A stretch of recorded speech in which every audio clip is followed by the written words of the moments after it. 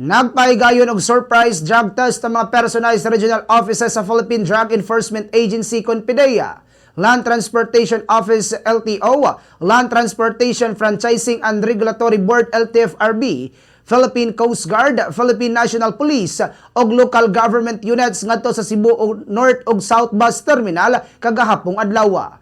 Kini nga aksyon kay kabahin sa Oplan Harabas sa mga otoridad sa pagbugong sa mga individual sa mas mga konduktora, terminal staffs o ilabi na sa mga driver sa pampublikong sakyanan nga magbaniho samtang impluwensyado sa gidaling droga. Sa pagiginabis, Bombo Radio Cebu News Team kang Amid Quizona, ang administrator sa Cebu North ug South Bus Terminal nga gidumala sa Kapitolyo sa Sugbo nga matod pati narong ang tinguha sa ilang kooperasyon sa mga unipermadong personahe sa pagsuta kung nagpositibo ba sa gidaling drogas ang dakong bahin sa mga trabahante sa terminal o transport companies.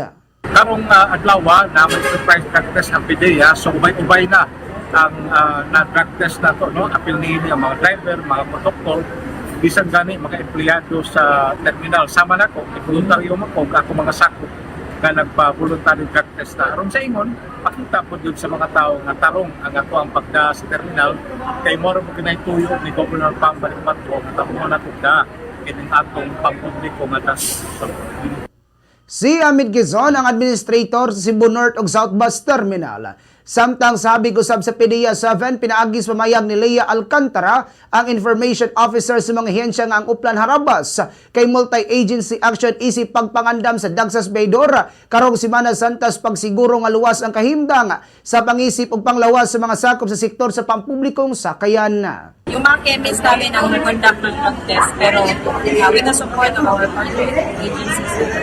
So ito pong drug testing ay paghahanda natin sa Semana Santa. So, we are anticipating influx of passengers. So make sure natin na safe and nasa saktong pag-iisip ng ating mga drivers. Kasi nakasalalay sa kanila madaming buhay pag nagpabiyahe. Ang naimong pamayagan ni Lea Alcantara, ang information officer sa PDEA 7. Sa datos nga naipo sa otoridad sa North Bus Terminal kay nakapa-drug test nga anaa sa 208 ka mga individual, din usa ka taxi driver ang nasuta nga nagpositibo. Samtang sa South Bus Terminal kay 204 ka mga individual ang napa-drug test og 8 ang nagpositibo, 3 ni ini kay mga taxi drivers og 5 ang bus drivers. Sumala sa PDEA 7 ang mga nagpositibong individual kay i-refer sa mga LGUs alang sa ilang rehabilitation assessment para sa tukmang interbensyon.